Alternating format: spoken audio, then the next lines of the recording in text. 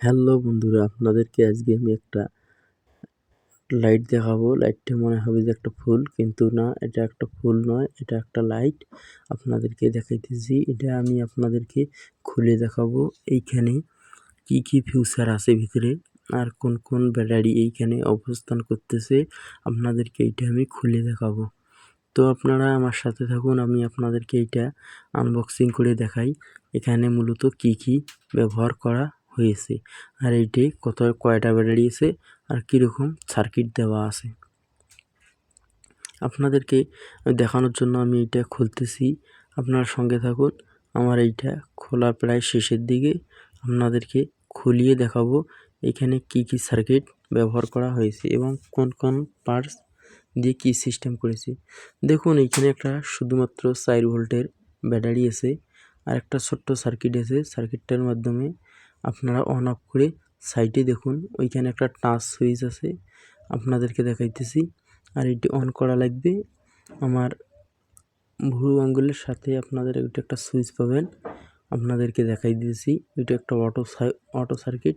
এইটি আপনাদেরকে এই সার্কিটের মাধ্যমে আপনারা এটি টাচ দিলে আপনারা এই বাল্বটা অন অফ এবং আলো কমা বাড়া সব কিছুই করতে পারবেন। আমি যেখানে দেখাইছি ওইটা টাচ সুইচ। দেখুন, আমার স্ক্রুড্রাইভারের মাথায় আমি আপনাদেরকে দেখাইতেছি, ওইটা হচ্ছে টাচ সুইচ।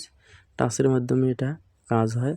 আর এইখানে যে সুইচটা দেওয়া আছে, এইখানে অবশ্যই অন করে নিয়ে ওইখানে টাচ দিতে হবে, তাহলে আপনারা জ্বালাইতে পারবেন। এখন আপনাদেরকে আমি টাচ দিয়ে সুইচটা অন করে নিলাম। এখন দেখুন, আমি এটা অন করতেছি, অন হইতেছে। আপনাদেরকে আমি পুরোপুরি এই দেখুন, আমার এইখানে আলো বাড়তেছে, কমতেছে, অফ হইতেছে। দেখুন, এখন আপনাদেরকে আমি এইটা দেখাবো, কি কি ফিউচার এইখানে যোগ করা হয়েছে। এইখানে একটা চার্জিং পোর্ট ব্যবহার করা হয়েছে, এছাড়া আর কিছু নাই।